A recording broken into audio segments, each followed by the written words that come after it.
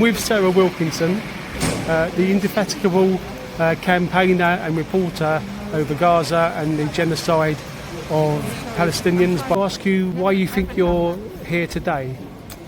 I'm here today because I report about Gaza, and I've been doing so quite prolifically, and I'll admit, between 30 and 50 posts per day. And so the idea really is to silence journalists, activists, and even doctors and anybody that supports Gaza. So the only way that they can do this is by criminalising us, as if supporting the Palestinians of Gaza and opposing genocide is something to be criminalised. How do you feel about the way in which you were initially arrested, the police, the horrific police behaviour? Well, actually, what it is pure terrorism. It's British state terrorism. And that's the irony of it, is that we are being arrested on charges of terrorism purely for opposing the Israeli genocide.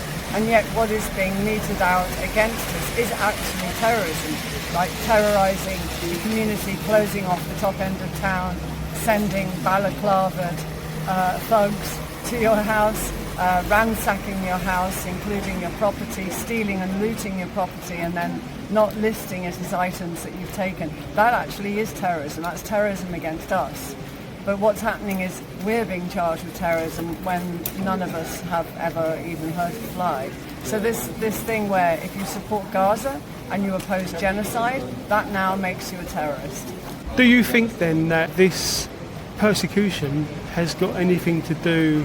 Do you think the police and the government are involved, or the Israeli government, and are supporting them in attacking yourself? It's absolutely straight out of the Tel Aviv paper. Some of the questions in my first interrogation, they were not British questions, they were racist questions, which I actually had to break my no comment for. So no, this is the ties that the British government have with the Israeli regime. I mean, they class them as allies, and who'd have an ally that murders, it's well over 70,000. I mean, you'd probably find the figures are more like 150 to 200,000 people have been slaughtered by the Israeli regime. And so who'd have an ally that does this and, just terrorise an entire community and want to ethnically cleanse an entire population for the Greater Israel Project, which is what it is.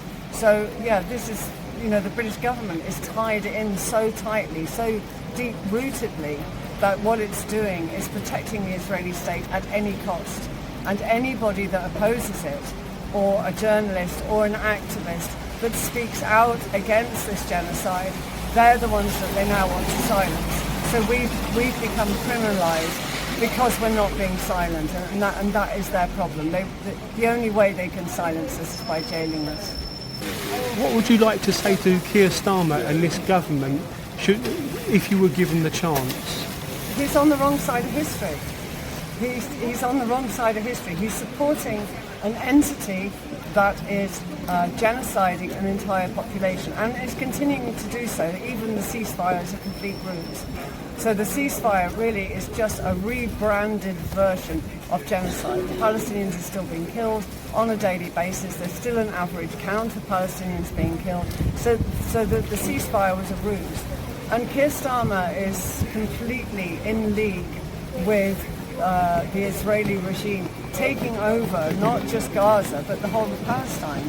And what I would say to him is he's on the wrong side of history. I mean, one day, maybe he'll be in The Hague, and that's where he should be, because he has been helping to militarise this genocide, trading in weapons, sending over weapons, making sure that the Israelis can still facilitate what is mass murder.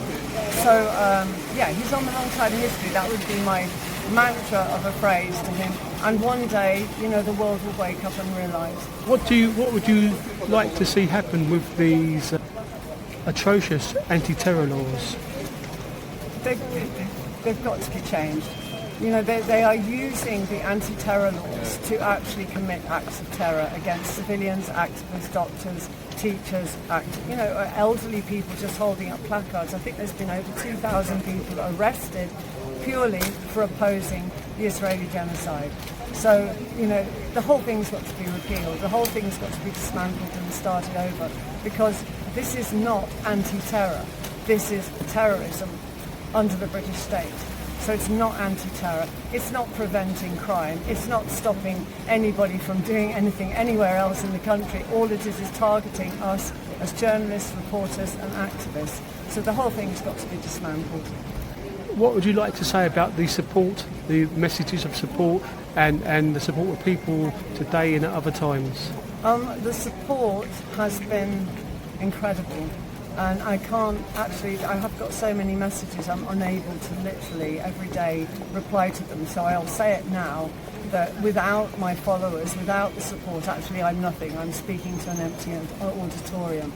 So thank you to all my supporters and everybody that's come out on these horrible, wet, rainy days just to support me, because I'm not really the story. The story is free speech, the story is Palestine, the story is Gaza, the story is genocide, and the story is stopping this Israeli impunity, which is continuing to the point where eventually we will have an entire nation of people ethnically cleansed.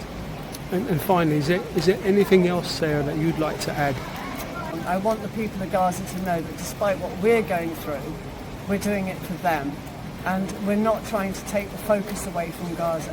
We'll try and use it to raise awareness. So anybody sitting on the fence or anybody on the cusp and not sure which side they should be on, we are being persecuted purely for supporting the Palestinians and trying to save Gaza. That is why there's this witch hunt about people who persist on telling the truth. And if we keep persisting on telling the truth, then they will completely persist to try and stop us. And so this will go on and this will go on and on and on.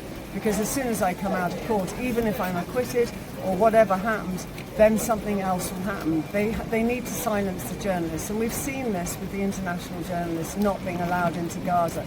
It isn't just them. It's everybody on social media. It's everybody who's in a protest. It's everybody who's marching the streets. Everyone who wants this genocide to end basically is not exempt from arrest any longer.